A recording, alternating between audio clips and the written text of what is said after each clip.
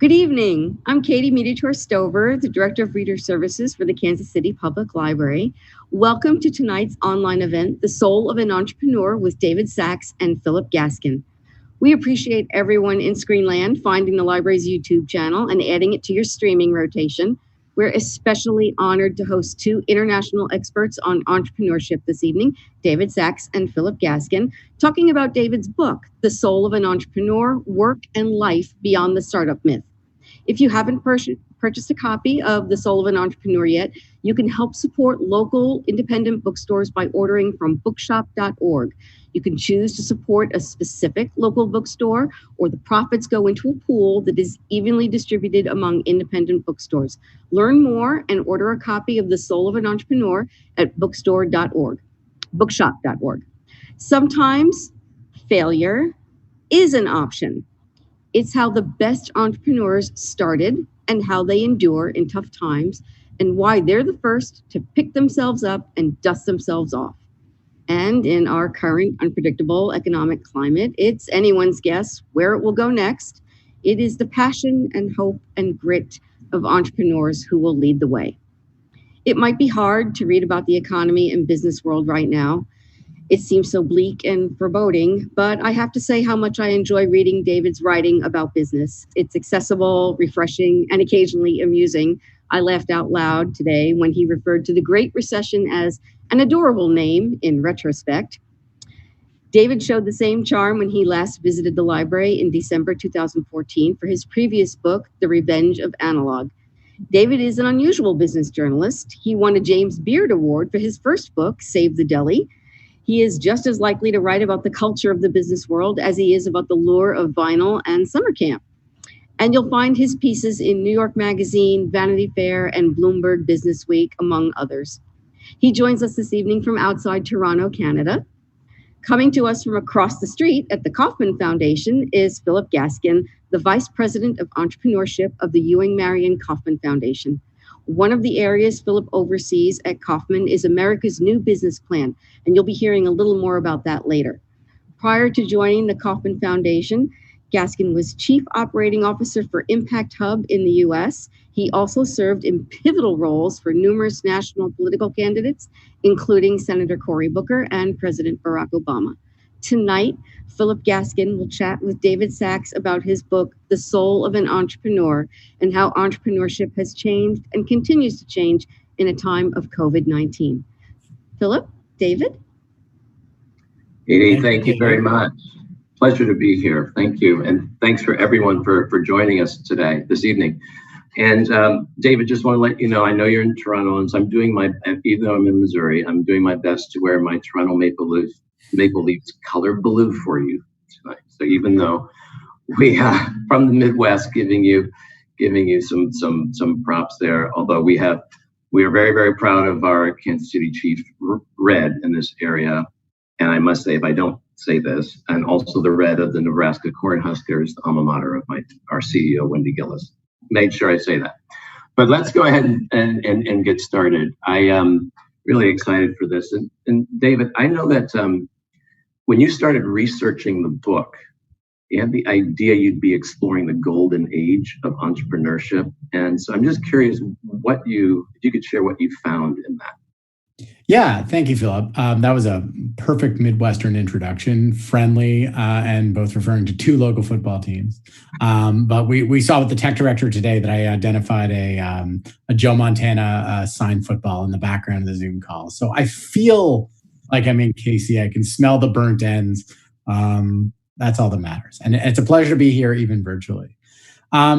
It's true. This book began first as this sort of long-held fascination with what it means to work for yourself, as someone who's always worked for himself. And I've always been freelance. I've always been on my own. And I've always been interested in writing about people who work for themselves. My first book, Save the Deli, was about Jewish deli owners, none of whom work for a corporation. They're all small business owners with their name on the sign out front.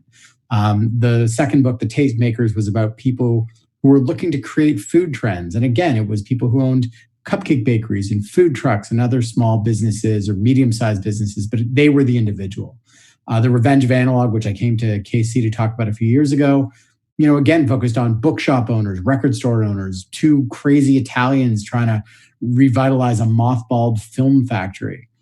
And there's something about the entrepreneur that fascinated me, which was, that personal relationship to work. So it started out as this vague idea. What does it mean to work for yourself? What's it like to work for yourself? And the timing I thought was really good, because here we were in the golden age of entrepreneurship. There were, from what I heard, and people were saying, it was never a better time to be an entrepreneur. It was never an easier time to be an entrepreneur. The youngest generations, the millennials, the Gen Ys, they were forecast to be the most entrepreneurial generation. Look at all the startups, look at all the co-working spaces, and look at WeWork. And there was just this culture of entrepreneurship, this sort of romance about it. It was cool. It was sexy. It was being referred to as cool and sexy in print. And I wanted to chronicle that. And I remember talking about the idea early on with my friend Greg Kaplan, who at the time was professor of economics at Princeton. Now he's at the University of Chicago, so fairly smart individual. And I was like, yeah, it's this golden age of entrepreneurs. Everybody wants to be an entrepreneur. He's like, have you looked into that? I was like, yeah, well, look at all the WeWorks and the ads for the startups. Like, yeah. And he's like, let me send you some things. And of course, he sent me the overarching statistic, which is, the Bureau of Labor Statistics, the Department of Labor, the US Census data, all the statistics that the Kauffman Foundation compiles and puts reports on. That was the first time I'd heard about the foundation.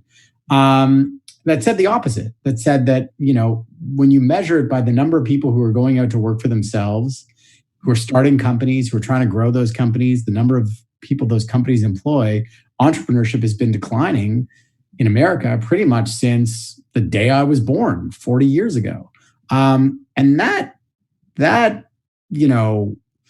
paradox between the popular perception and mythology around entrepreneurship, the media stories that not only was I reading, but in many cases writing about it, and the reality on the ground showed something deeper, which is that, we have gotten entrepreneurship wrong somehow while valuing it more than ever. Yeah. And so where did you land on, or did you land on a definition of entrepreneur? And where I'm going here is there's a bevy of different types of entrepreneurs out there. And we get this question, I'm sure you got it early on as well, is how do you define entrepreneurs? Curious. Yeah, well, it's really interesting you asked that question, because that was the question I started asking at the beginning of each interview. Because early on, after I talked to Greg and I'd figured, okay, there's something here, I started talking to different professors at universities and other experts and academics. I think someone at the foundation early on as well. And I remember, in the second or third interview saying, oh, I'm writing a book. It's about what it means to be an entrepreneur, something rather vague like that. And they said, well, what do you mean by an entrepreneur? I said, well, an entrepreneur, you're the expert, right? You're the expert. And they said, well, the definition is, it depends what definition you use. And suddenly I realized that there is no standard definition. And so I began every interview, whether the person was a professor of entrepreneurship studies at Harvard who helped found the program, or a Syrian baker who had recently arrived and opened up a business in Toronto. I said, how do you define an entrepreneur? And no one gave the same answer twice. That was really interesting. I'm sure you know this, but for our audience, the etymology of the word is French, entrepreneur, which means, in a general sense, a doer, to do, right? From what I was able to find historically, it began in the Middle Ages, and was used for all sorts of different titles. Someone who was a conductor of an orchestra, a military commander, a land person, a business owner. The first time it's really sort of codified in the literature is in 1730. There's this French-Irish academic, an economist called Richard Cantillon. And Cantillon writes a book of essays about the economy. It's kind of like the really one of the first comprehensive books about economics. He's the grandfather of economic theory. And one chapter is on the entrepreneur. And he says, an entrepreneur is anyone who works for unfixed wages and bears the risk of doing that. from the wealthy landowner and the merchant to the beggar in the street. And that was kind of the definition that was in my head before I read it. It's like, if you work for yourself, if you don't have a boss, if you're your own boss, if you don't know tomorrow how much money you're going to make, you don't have a check that comes every 2 weeks on schedule with your job, and you bear the risk of that financially, emotionally, you're an entrepreneur, whether you are a single individual who is a self-employed writer and speaker like me, or whether you created a company that grows to employ hundreds or thousands of people. You still have that uncertainty and you still bear that risk. So not necessarily an entrepreneur creating or innovating something new that hasn't been there before, because I've seen that definition as well. That definition comes in the middle of the 20th century, and that's Joseph Schumpeter's famous definition, who was teaching at Harvard at the time. It was about a year before he died. So if you're going to write a definition of an entrepreneur, just know that you're going to die about a year later. It happened with Cantillon as well. And he said, the entrepreneur is the change agent in capitalism. Yeah. And he engages in a process of creative destruction. And his theory, his definition didn't become too popular really until the 1990s, when the dot-com boom in Silicon Valley picked it up. And it's like, oh no, this is what an entrepreneur is. And everyone else they're a business owner, they're someone who works for themselves. Yeah. And you had this bifurcation of that definition of an entrepreneur that suddenly was exclusionary to the vast majority of entrepreneurs. So let's pivot to where many entrepreneurs are or have come from, and that's Silicon Valley. And you hit really hard on the Silicon Valley myth, startup myth. And just wondering if you could tell us about that concept, and then I'm going to riff on that a little bit with you. Yeah. Well, the Silicon Valley startup myth is, like all myths, a fable. That is a giant glass. Is that like a vase, a flower vase? Actually, it's a flower vase that I'm dehydrated. People at Kauffman will joke about me, my water containers. But going on. So the Silicon Valley myth the startup myth is what I refer to as that story that I told at the beginning when you asked that first question. Our popular perception of what an entrepreneur is comes out of that, right? It is the idea that if you are a young, brilliant man in an Ivy League university, and you can drop out with that brilliant idea, raise a bunch of money, grow it up, and change the world and get super rich in the process. And like most myths, there's a kernel of truth to that. There are princesses in the world, as I tell my daughter often, but they don't represent the majority of what's going on in the reality. And yet that one singular myth, the myth of the next Steve Jobs, the myth of Elon Musk, the mythology of Zuckerberg in the dorm room, hacking his way into billions of dollars, has captivated, in many ways, almost entirely, the conversation around entrepreneurship in the media, in politics and policy, and in academia, with real consequences for the majority of entrepreneurs out there, because 99% of entrepreneurs don't fall into that category. They're not building a fast-growing venture-funded startup. They're not young. They don't only work in Silicon Valley or New York or occasionally Boston or somewhere else. They don't take venture capital funding. And yet the preponderance of attention that goes toward that is entirely out of whack with reality. There's one great paper written by Howard Aldrich from University of North Carolina and Martin Rueff of Duke that came out a couple of years ago. And it showed that while IPOs and venture capital funding, represent something like, a fractional percentage of US business activity and economic activity related to startups, those two topics occupy about 50% of the papers in entrepreneurship journals over the past decade and a half.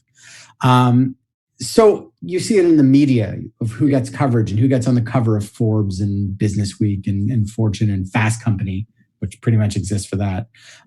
You see it in politics of, okay, we want to support entrepreneurship. We need to build incubators and accelerators. We need more startups in name your city, whether it's Kansas City, Toronto, any sort of place. And the mythology is the idea that, well, if you do that and you see that type of entrepreneurship, then everything will work out great. Right. And we have the foundation as an entire strategy around strengthening entrepreneur ecosystem building in all communities and making it reflective of those communities. And when we're in those communities and listening to the members of the communities, one of the things that we hear often is, how do we become a Silicon Valley? And one of the first things I say is, you don't really want to do that. Yeah. So the myth that I see is that, yes, it's very dense and connected, a tight ecosystem, but for an exclusive set that happened to be in that.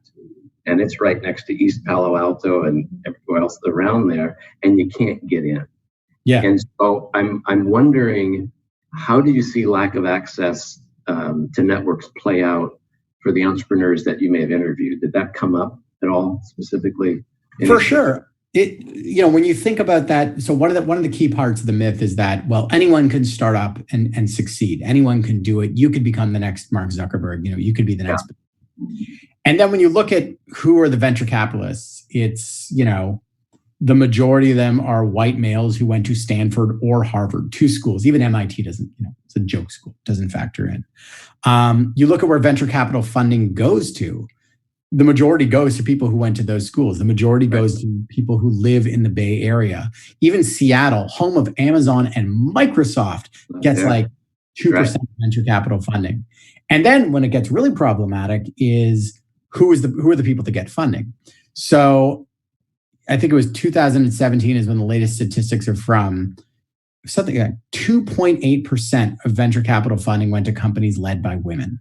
2.8%. That was the all-time high. So in TechCrunch, all the headlines were venture capital funding goes to the largest number of women ever, right? About the same percentage of companies led by minorities or companies in rural areas. Right. And yet, when you look at the other statistics of who are the fastest growing groups of entrepreneurs in the United States, it's African American women, Latino women, Asian American women who are actually starting businesses, all sorts of businesses. And I spoke to them. One of the women I profiled in the book was this African American woman from New Orleans named Jessica Dupart, who began cutting hair in her parents' house in high school, worked in salons, worked in barbershops, opened up her own salon. It burned down. She reopened it. She started selling, hair products there, marketing herself on Instagram with funny videos, and it really took off. And now she's huge. She's a multimillionaire, incredibly successful.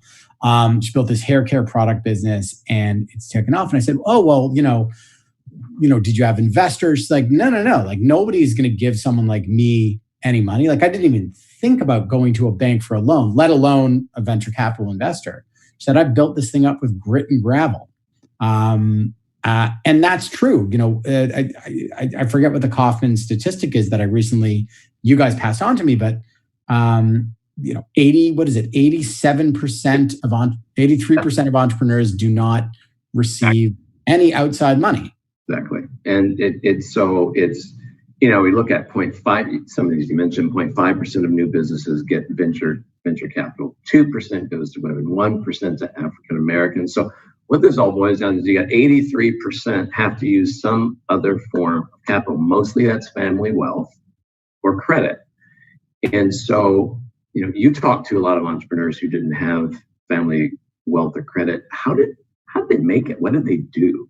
With all these stats out there, was it, hey, I ran up my credit cards or I did this? I'm just curious, any more stories from that perspective? I mean, they did what business, entrepreneurs have always done, which is like they found a way. And most significantly, they found a product or service that people would buy and they sold it, which now, especially when framed against that myth, seems like a radical idea, right? You take a show like Shark Tank, the popular pop culture version of entrepreneurship. And what does it teach people? You want to be an entrepreneur? You need to get your pitch together. You need to stand up there and you need to convince a bunch of rich jerks to give you the permission to do it and the money to do it in exchange for it. But the majority of entrepreneurs, whatever their background, simply say, okay, I have this thing. I'm gonna scrape together some money. I'm going to max out my credit cards. I'm going to borrow from mom and dad and my brother and my friends, or I'm just going to like hustle to sell this thing and invest the dollars I have back in the business. Right. That's what the majority of the entrepreneurs I spoke with did. You know, two of them are the Al-Salah brothers, Ishmael and Rasul from Aleppo, Syria, whose bakery in Syria was destroyed a year after it opened. They had to flee right before the Civil War. They came to Toronto with, $25 in their pocket. Rasul worked his butt off working a Lebanese bakery, but the baklava was no good, and he knew he wanted to reopen his thing.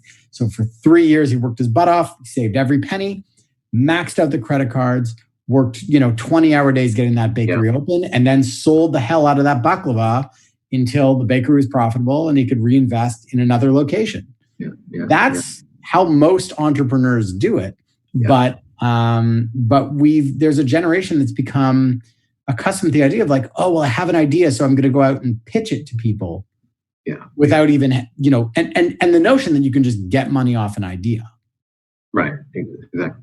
So it reminds me of a story of my father. I used to, as a kid, go with him many different places we'd go around. One of the places we went to a lot was the bank. And as a kid, I was like, finally asked him, why do we go to so many banks? And he said, son, I'll tell you when you get older. Right? And he was an aspiring entrepreneur. But the reason why we went to so many banks is because he kept getting turned down for a bank loan because of the zip code that we lived in, the color of his skin, the credit score being just a few points too low in order to get, there's all these other, these barriers. And so those are still out there, regardless if it's urban edge, rural, regardless of gender, race, anything right now. It's affecting too many entrepreneurs. And so one of the things that we're doing through our Capital Access Lab work is testing out our alternative means of funding and investing into fund managers that can then invest in entrepreneurs that that can't access in that 83%, right? And so these alternative means of capital are really important. And so were there any other factors that you learned that discouraged others from making the leap? So we've talked about capital. We've talked about anything else come up in general fear? Was it? I mean, the interesting thing about that, right, is even the access to capital for someone like your father or some of these women in New Orleans. I'm gonna smile every time you drink a giant glass of water. Sorry. This thing seems like a shot glass. I got that. I have this. Yeah, there we go. Okay. There are barriers, and those barriers are there, and it makes it far more difficult and stressful for these entrepreneurs. It puts them at a disadvantage before they even start. It sets many of them up for failure, and yet they still go ahead and do it, right?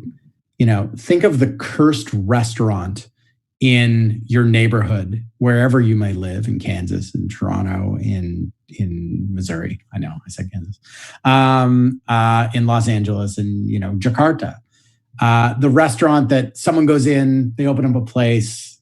Of course, it goes under. A year later, someone else is like, I'm going to make a go at that space. And you just consistently see people go for it. I think it's because entrepreneurs, at the end of the day, and entrepreneurship is what I like to say, like a perfectly irrational behavior. Statistically, it doesn't make sense. Statistically, you are better off taking a job at an organization where you can work your way up and gain the benefits and the stability and the networks and the salary and all of that. You, on average, will do better off. And yet, people every day go out and start businesses. There are dozens of people that I know that are starting businesses in the midst of this pandemic, some out of necessity and some because they see an opportunity there. And it is that hope of entrepreneurs that keeps them doing it. So even though, the barriers are increasing and the financial barriers are there and access, like what we said, an African-American woman is probably one of the least likely demographics of people in the United States to receive support and financing for entrepreneurial ventures. And yet she is the most likely to start a business of any demographic and the fastest growing. Yes. Because it is such a fundamental human behavior of hope And the reasons people do it is a desire for freedom with your time, is a desire to build something in your community. It's a desire to live through your values, or to work in a family business and build on that legacy. And those things are far bigger than access to capital. The access to capital affects it later, but in that notion of getting people to start, it's something it's a human behavior that you can't put in a box. You can't stifle. I remember reading about a month ago, there was in The Economist some article about the North Korean economy in the midst of COVID. And it was talking about the effect on the North Korean black market, which is like 50% of the economy. So even in a country where you could be shot for trying to sell something, and people are routinely, people do it. There are entrepreneurs doing all sorts of things in that society. I remember going to Cuba, 15, 20 years ago, and meeting these underground entrepreneurs who had like hotels and restaurants and clubs, and they get you this and they get you that. And they had business cards and ideas. And, it was brimming with that sort of energy that can't be contained. And I think it's the same thing that you see. People will do it because there's something that's driving them to do it. Yeah. So obviously we're in a COVID period right now. And a lot being talked about around people saying because of COVID, the inequities are coming to light. Well, the inequities have been there for a long time. It's just causing it. The last time we saw a number of those was during the Great Recession. So coming out of Great Recession, we saw organizations like companies like Dropbox and others come into life, startups. What do you see post-COVID this time? So post-pandemic, the Great Recession necessarily wasn't a pandemic, it was a Great Recession. But coming out of COVID, anything unique as it relates to startups, or the type of startups that we see, will it be with the same type of passion and vigor? I think the passion and vigor is always going to be there. And I think for people who are called to entrepreneurship, who see themselves as entrepreneurs, whether it's for the first time or throughout multiple ideas and businesses throughout their life, there is always opportunity. And again, I'm talking to, I heard about a friend named Daniel here in Toronto, who is a really smart guy. Grew up in Toronto, his parents were from Colombia, and loved travel and started a travel business that brings students on all these trips, adventure trips, ski trips, surf trips, educational trips all over the world. That business is dead now, or frozen. So he started a backyard gardening business like 6 weeks ago because he likes the backyard garden. He realizes people are worried about food security. They need something to do. They're stuck at home. They want something to play with in their backyards. He'll go to your house in Toronto. He'll set up a backyard garden for you. He's gotten some of the summer camp counselors to come and work on the staff. They'll build the garden. They'll tend it. He sees an opportunity in that. I think there's a lot of that, right? There are barriers. Capital is going to be hard to come by, but labor is going to be easy. There's going to be lots of talent out there. There are things that people need that they didn't need. Masks, safer ways to get food, different types of delivery services, ways to entertain your kids. My daughter did virtual camp for the past 4 weeks with someone that was recommended to my wife, who was a teacher that, was on pause. So she figured she could do something else. I think that entrepreneurs are already rebuilding the economy before everyone else has even figured out how to save what they have. And you see that in entrepreneurs who own businesses who are like, okay, we were a fine dining restaurant. We're a burger restaurant. We're doing takeout. We're starting tomorrow. Rip out that sous vide machine, put it in a grill. You're going to work over there. I'll be 12 feet away. We're going to wear a mask. Here's how we do deliveries. Entrepreneurs have the freedom to do that because it's only them who they have to answer to. And they know that the only risk right now is staying inactive. That's the greatest risk of all. But I think the bigger thing is going to be coming out of this.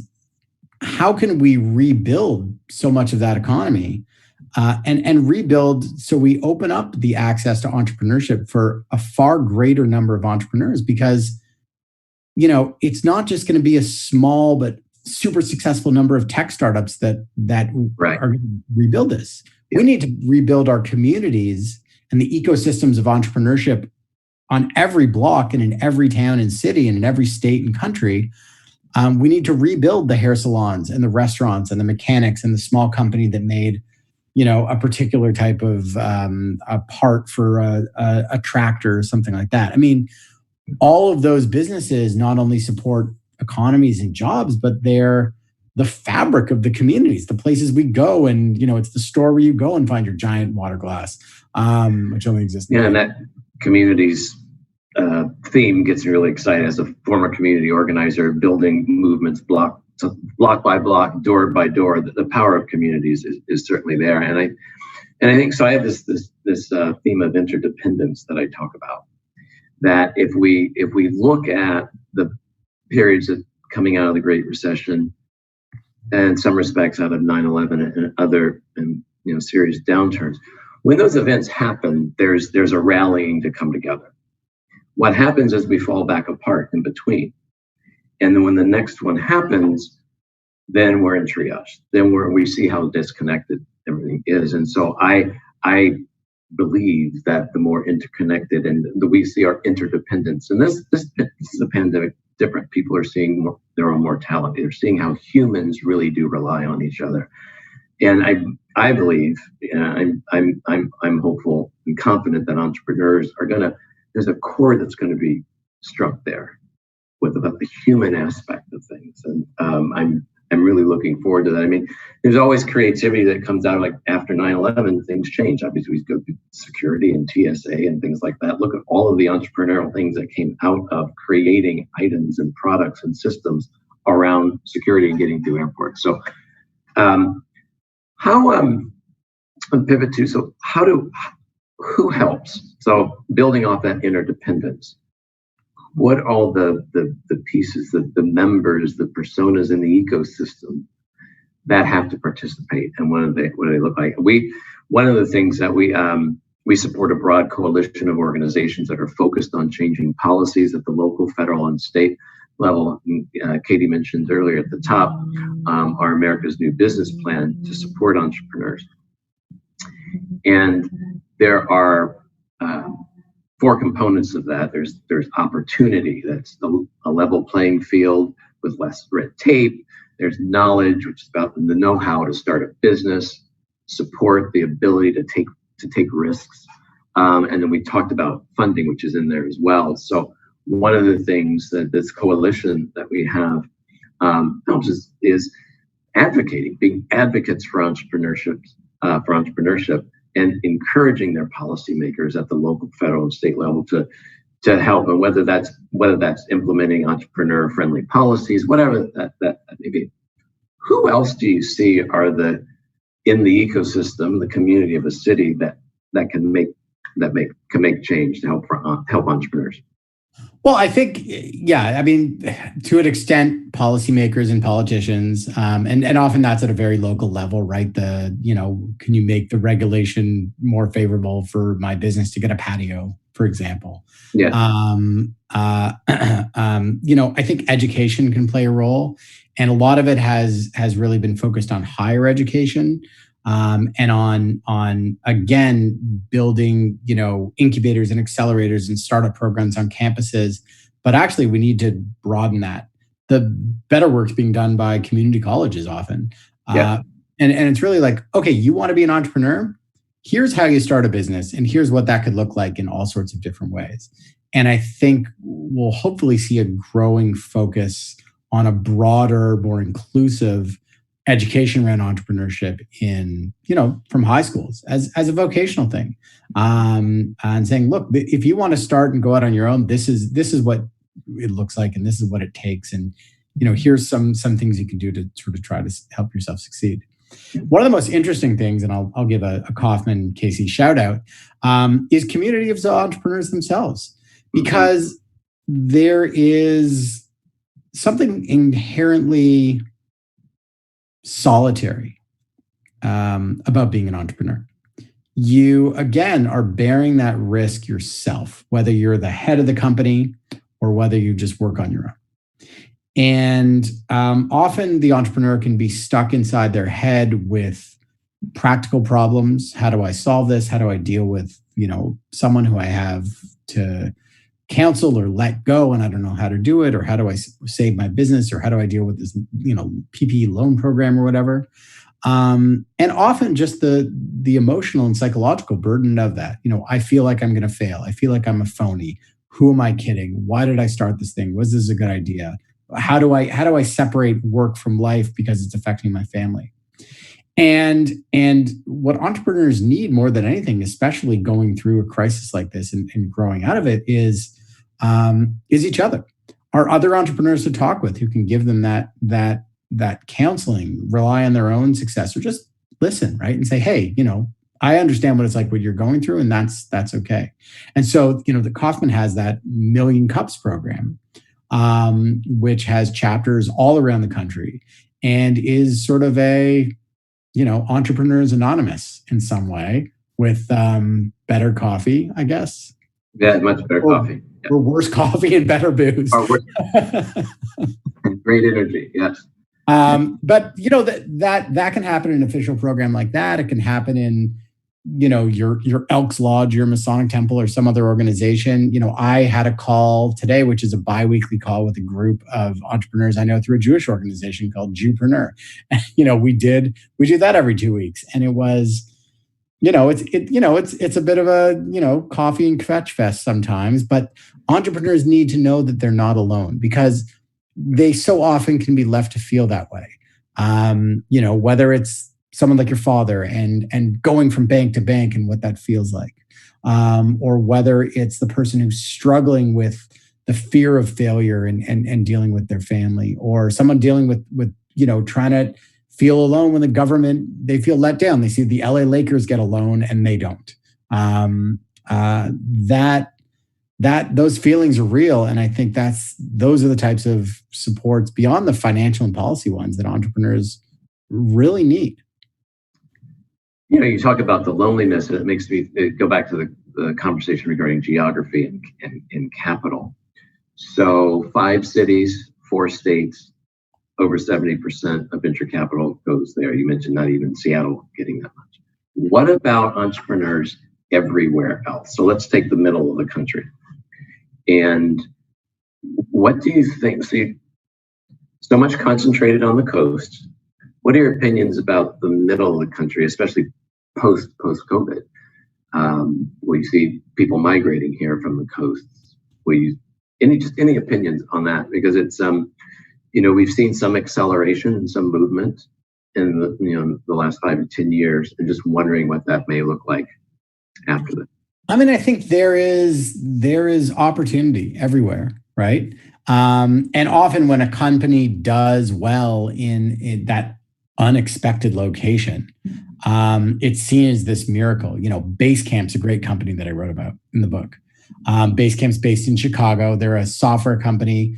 They create, development software, including Ruby on Rails. So one of the main website development codes. Incredibly profitable company, but privately held, never took a cent of venture capital. They built it up from the ground up, and they're very proudly independent, and they're very affiliated with movements of other independent organizations. And when Jason Fried, who's one of the founders of the company and owners, goes and talks to business schools or gives talks, and it's like, wait, how'd you guys do it in Chicago? Why didn't you move out to California? It's like, first of all, it's Chicago. It's we're not in like Kazakhstan. And second of all, it's software. You can build it anywhere. There's talented people. You can work from anywhere. But if you want to go chase the money, because that's what you're looking for, if you're not looking to build a company so much as sell an idea to investors, then you have to go to the mountain. And that just creates this feedback loop. And so, the middle of the country, which is a huge chunk of it, there's opportunity there. There are investors there that are investing in companies in your backyard, in Kansas City and in Des Moines and Columbus and Pittsburgh and all these great places. And often it makes those companies better and stronger. They're more connected with their community. They're more in touch with what they need to do. They're able to build a culture that's more responsive and more resilient to downturns, because they're not requiring tremendous infusions of Saudi money, let's say, in order to keep going. That's sweet blood money. Right. Right. We have about 5 minutes left before we get to our question and answer period. So I want to spend the last 5 minutes talking about, riffing on that a little bit more about geography and the type of entrepreneurs. So, and this part of the country. So our founder, Mr. Ewing, Marion Kauffman, grew up poor, was encouraged to read and learn as much as possible by his mother. He believed that quality education was, that one way ticket out of poverty. And so he pursued entrepreneurship to take the destiny into his own hands, but he founded Marion Laboratories in 1950 in the basement of his home right here in Kansas City with $5,000. And then when he sold that to Marion Labs to Merrill Dow in 1989, it was $1 billion enterprise with more than 3,000 associates. And so it goes back to startup growth. And we're very, very passionate about startup, but organizations like Kauffman, and you've challenged us to focus on high growth startups. Yet we got researchers out there that you cite in the book that say organizations like ours should focus just on high growth. I'm just curious what your final thoughts are on that as we spend the last 5 minutes. Well, to go back to that paper by Aldrich and Rueff about the preponderance of focusing on high growth companies and venture capital, there has been this mindset over the past couple of decades, many of which were by people who were Kauffman fellows, Scott Shane, Zoltan Axe, who came to the conclusion and have written saying, look, what matters are the few superstar high growth companies, finding them, creating them, funding them, and making them grow, because they're the ones that create jobs. We need, 10 more Amazons in this world, and that's what drives the economy, not the pizza shop, the dress shop, the small business. What we're seeing now is that, hold on, I'm actually driving down the street and I see the pizza shop closed and the dress shop closed. And yes, Amazon's delivering things to me, but they're doing it a lot slower. And I'm reading about what they're doing to their workers, and I don't feel happy about that. And I want to know what kind of world I want to live in after this. And I want to live in a world where someone can start a pizza shop. And if they want, they can grow it into 10 locations or 20 locations or some national franchise. Or they can just make a hell of a damn good slice of pizza in my backyard and build that fabric of the community.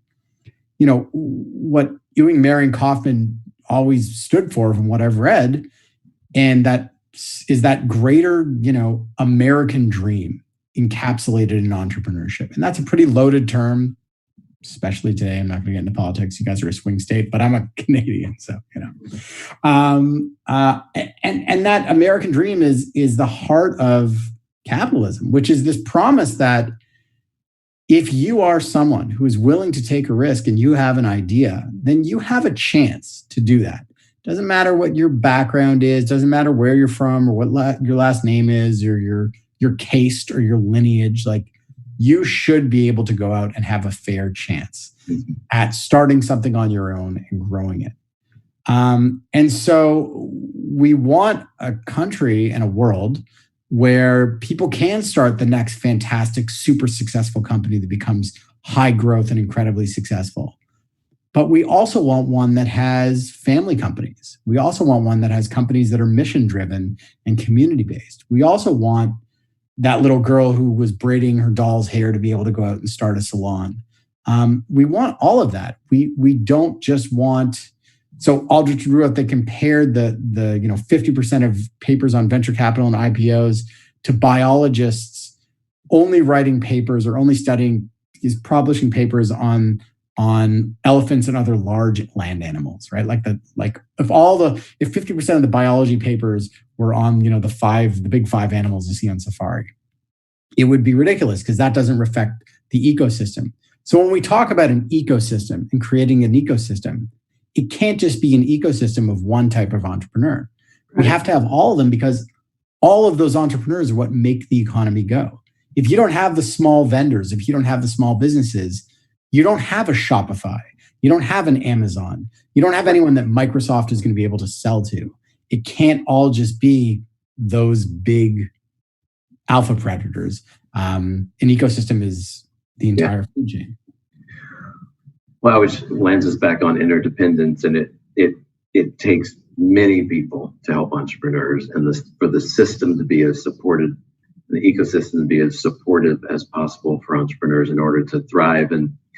And I'll close before we go to our Q&A with a quote from our founder, Ewing, Marion, Kauffman, that all of the money in the world cannot solve problems unless we work together.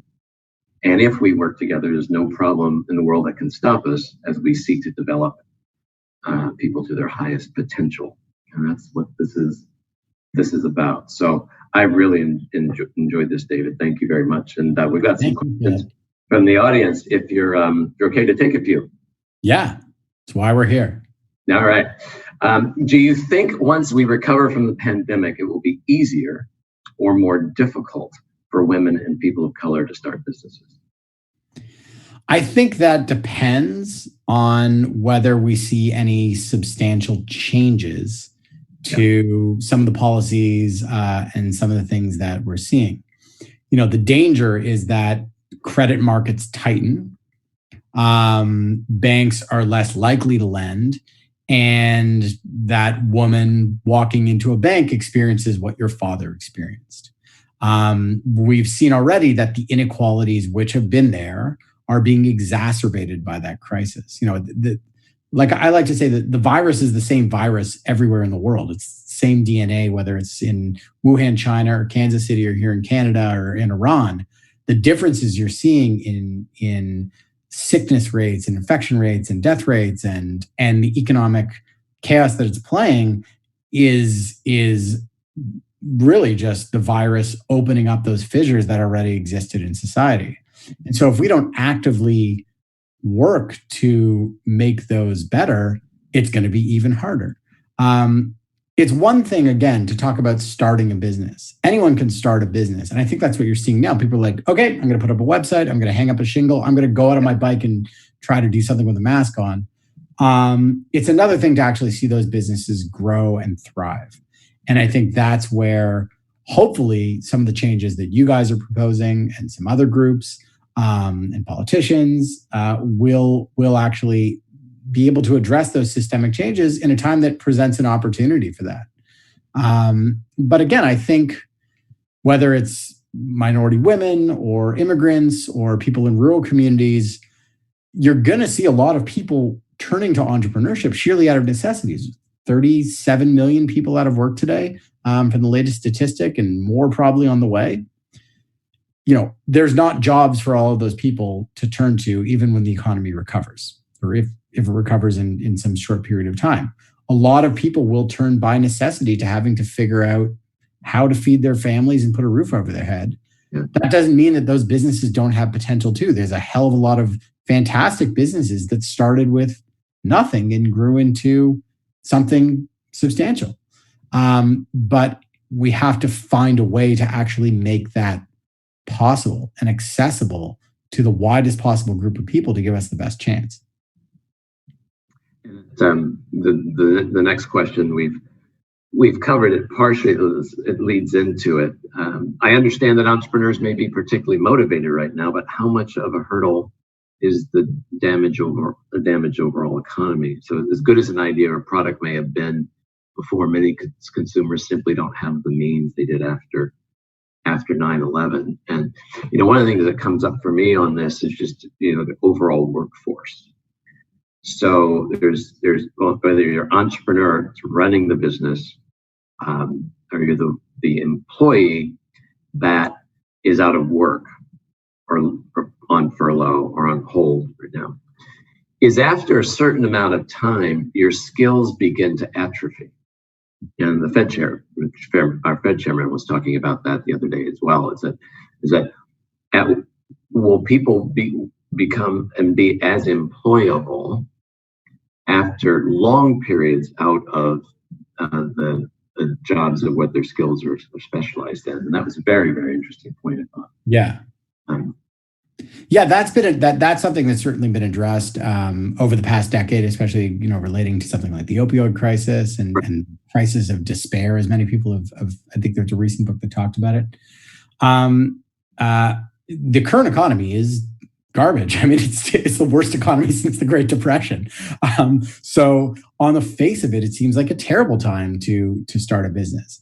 And listen, if you're like, no, I'm going to push ahead with that high touch, fine dining, massage parlor, cruise ship restaurant I really wanted to do, you're going to have bad luck doing it. You have to read the situation and find the opportunity within the current environment. And so a lot of entrepreneurs that are doing that are thinking about it. I mean, I have a friend, Chris. I was talking to him yesterday. Our daughters are best friends. He owns a restaurant in Toronto. It's a fine dining, small restaurant. So the government says, well, in a couple of weeks, you'll be able to reopen probably at 50% capacity with these limitations. And he's like, I got to run the numbers, but I got a feeling it's just not going to work. So I'm going to close it if I have to, instead of throwing more money into it. And their neighbor gave them 2 chicks. They were, what were they called? Scooter and I don't know. My daughter was playing with them yesterday. They were racing the chicks. He's like, I'm going to start an organic capon place. It's going to be small. I'm going to get a place in the country and I'm going to raise like capons and hens. And he already had that idea. He's like, people need it. Their access to food is that. It's not going to be industrial. It's organic. I have all these contacts in the restaurant world and the food world. Like his mind was already thinking about, okay, if my current thing doesn't work, what is the next opportunity that requires very little capital and a lot of ideas. And this is what I've seen from other people I've spoken with and writing about. A friend of mine, Brian, and his fiance. His fiance was laid off from a culinary job. Brian was an entrepreneur. They've been interested in something called asset. Asset retrieval, where they can retrieve government assets that have been seized and people don't even know about. You could have thousands of dollars in some account somewhere. And they've both been interested in it. And because his fiance got laid off, they decided to start this business. And now it's like stepping up and has required, nothing except for buying a website and registering a name. So you have to think of something that's going to be appropriate for the environment. That's just smart business sense. Yeah, and some of that's on product. A lot of our economy is on service. So we have a really good question here. Will COVID kickstart a legitimate move to do more manufacturing and making of products stateside? I think you're already seeing that. I mean, I think we saw early on in this crisis the tremendous vulnerabilities of economies like the US or Canada with personal protective gear and other medical equipment. And so much of that is going to be based around economics and supply chains. So I think in a lot of ways, that will probably happen. You're probably going to see that. Again, it's does someone see an opportunity they could take advantage of? I know people who are starting locally produced products and manufactured products because they're like, we guarantee this will get to you. We guarantee it's made here. You can trust it. It's safe. Safety, sourcing, all these things are going to be of a greater paramount concern for consumers. And so there's the ability to build a market there. There's opportunity that entrepreneurs are seeing. Does it mean that you're going to be able to, mass produce cell phones in the United States? Right. Probably not, right? But certain products are going to make more sense that may not have made sense a year ago. Yeah. Interesting question. At the onset of the pandemic, we had some people who were hoarding and selling at a markup, everything from cleaning supplies to toilet paper. Can you talk a little bit about how something like that relates to entrepreneurship? There's a word for those people, which is assholes. I think it's an economic statistic. And of course, you've seen that in every crisis, right? There's war profiteers. There are people who are the smuggler that you have to pay in Syria, and there are entrepreneurs of all stripes. Many of whom who work without morals. Some of them are, legitimately criminals and might be, cooking up narcotics or dealing in all sorts of black market goods. in regular times, let alone, hoarding sanitizer at Costco, which is just a hilariously awful thing to do in a time like this. And others are, people who say, I don't care if I pollute, to hell with the world, I'm gonna build this derivative, and I don't care how many people it screws, this is gonna make me a buck. I mean, there is part of that Silicon Valley myth that's become pervasive is this Ayn Randian fantasy that, entrepreneurship is the zero-sum game where you have to screw everybody but yourself. And I think, that is a dark side of the entrepreneur soul, but most entrepreneurs I know don't subscribe to that. There will always be those people. That is, an unfortunate part of human behavior.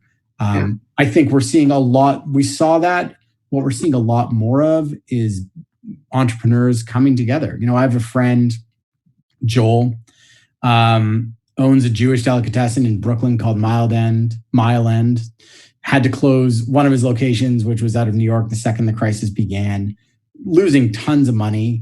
But his wife is an ER doctor at Maimonides Hospital in New York, 38 weeks pregnant, treating COVID at the epicenter, like one of the 4 most intense hospitals, highest death rates, highest infection rates. She catches COVID, and what does he spend most of his time doing? He spends most of his time trying to sell meals that he can send to hospital workers around New York City, even though he knows he's not making profit off of it, right? You're seeing entrepreneurs really stepping up for their communities.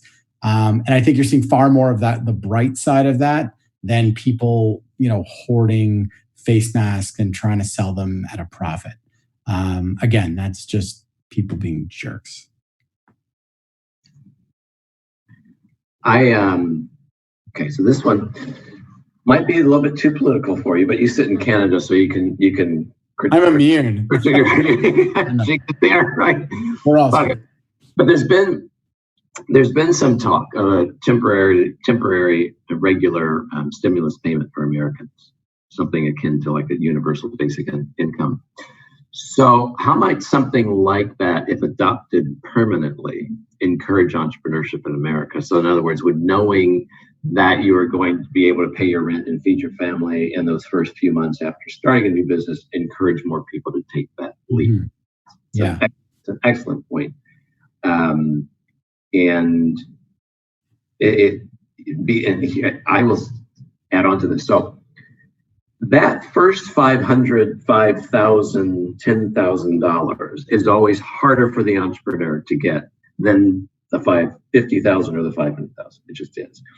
And so, this question has some merit from a standpoint. Okay, if I had that runway, since I don't have family wealth, since I don't have, I can't go into credit cards because my credit score is too low. I can't get credit cards.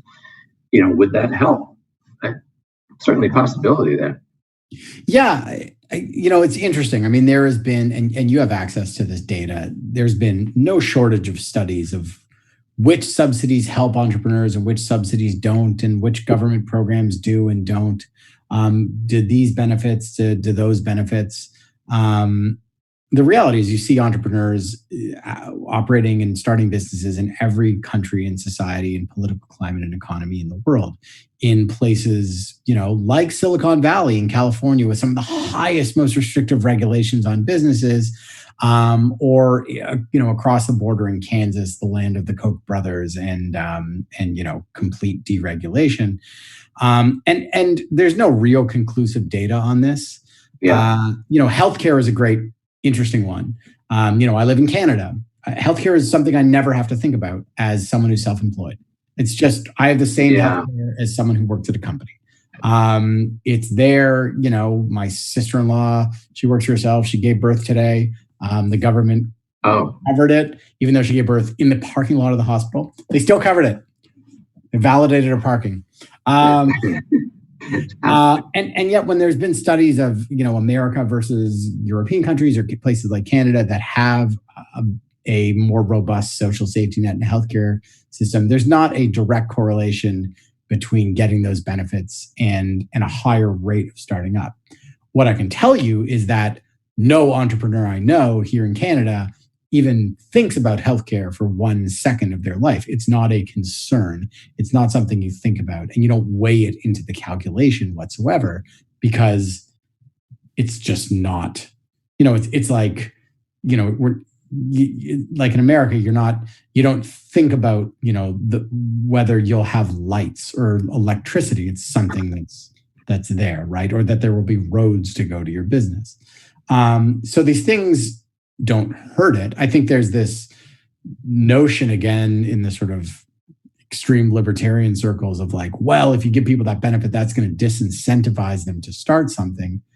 Again, most of the people who start businesses are doing it because of reasons that go beyond money. They have a passion for something. They have an idea. They have an itch they want to scratch. They have something that's going to fulfill their lifestyle. And so if we can remove the barriers to that and make it easier for them, I see that as a positive thing. But, whether that universal basic income will help or, completely change things, it remains to be seen. We're all kind of entering this giant experiment. And we are at the close of our hour, and I want to just thank you for your advocacy. Thank you for your energy. Thank you for your spirit. Thank you for your passion. I mentioned the interdependence and everyone that it takes to build and strengthen these communities for entrepreneurs and entrepreneurship. You are certainly one of those, and I thank you a great deal for that. And thank you to honestly to the folks at the Kauffman Foundation, who again, Katie introduced me at the beginning as 2 experts on entrepreneurship. You've been working on it for your entire career. I've just been writing about it for like 3 years. So I'm a fast learner, but I've come to consistently rely on the people like Wendy Gillis, the president of the foundation, and Larry Jacob, who runs communications, and many of the wonderful researchers there, and just the work you've all done to advocate for this in a way that's not political, in a way that is really inclusive. And I think also, one of the interesting things about the foundation I've seen is how, it has, you haven't stuck with one version of it. Not you, but the foundation, had many years where it was advocating for that high growth startup thing, and then actually realized, wait, we need to broaden this because we're missing out on a lot of entrepreneurs. And I think it's important that to have an organization like Kauffman advocating for entrepreneurs, it's unique among the world. I was talking to someone in the UK, and they don't have anything like that there. There's nothing like that there up here in Canada. So I think it's a model that hopefully, more of the world can learn from, because everywhere needs entrepreneurs. Well, thank you. And thank you for acknowledging us. And we have a team of wonderful associates across the foundation at Kauffman Foundation that are about strengthening communities here in Kansas City, and with specifics on specifically with education, our civic work, and our entrepreneurship work focused on the 4 states in the heartland as well as nationally. So we're at it and every day we can. And so thank you, and thanks for everyone. And Katie, are you with us? We'll do that. Yeah, there she is. Is it just the 2 of us talking? Sometimes I worry it's just the 2 people on screen talking, and there's not. No, I was here the whole time listening to your fascinating conversation, and also funneling some of the audience questions to you, gentlemen. Wonderful questions, by the way. I really very good. There were. Gentlemen, thank you so much for sharing your time and expertise with us this evening. That was fascinating, as I said. So take care, and be sure to share the video with any of your colleagues, friends, loved ones who didn't get to see you live tonight. It will be on the library's YouTube page. And also, folks, if you haven't had a chance to order the book, please order it from bookshop.org. Thank you, everyone. Good night. Good night. Thank you. Thank you.